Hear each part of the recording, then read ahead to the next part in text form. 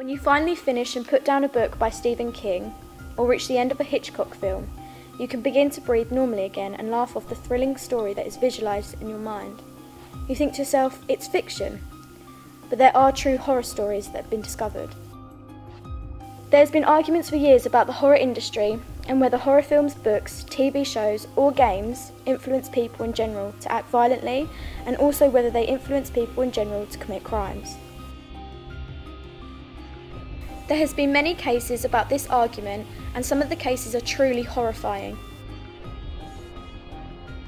Case 1 is about a Canadian former explicit actor and model named Luca Magnotta, 33 years old.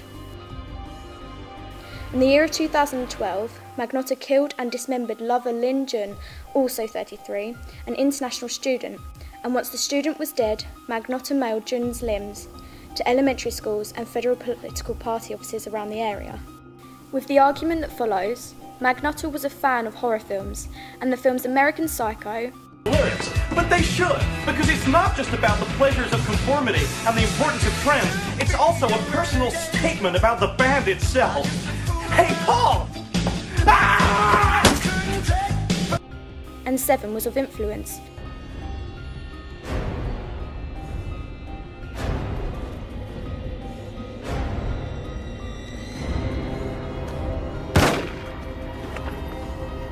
And he created some of the circumstances in which the victims had died in. His fascination with films even led him to videotape himself committing the murders so he could post them online. I decided to interview an ex-police detective about his views on this debate about the effects horror films have created upon others.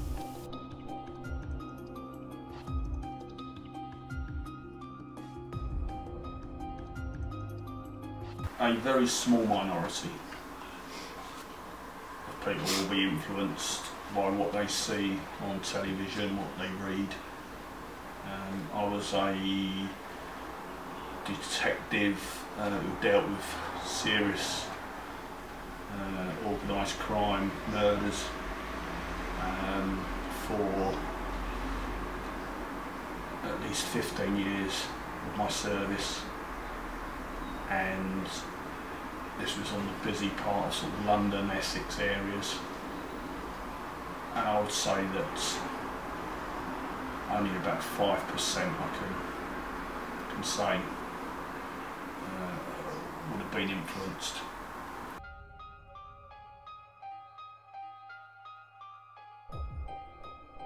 I'm not sure if they've encouraged them to become more violent. I think it's just giving violent people ideas of how to deliver violence while committing crime.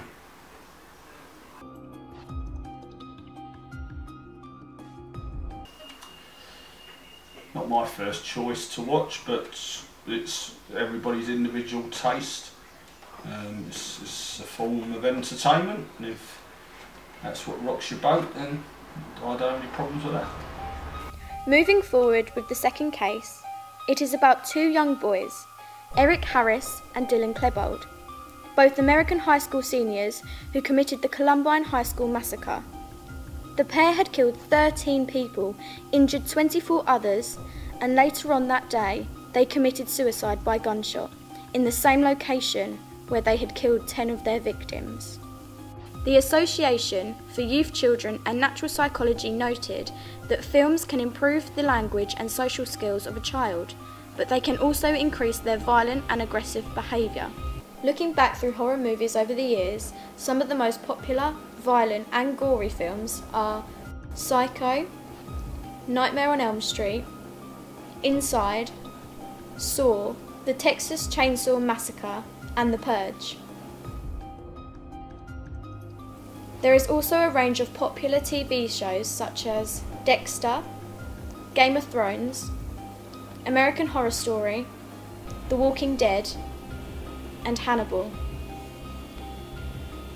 And some of the popular games include Grand Theft Auto, Call of Duty, Silent Hill, Doom, and Hatred. After taking this information into account, I understand both viewpoints, that horror movies, games, shows and books can influence people in general to commit crimes and act violently, as they may give them ideas and change the way people may think.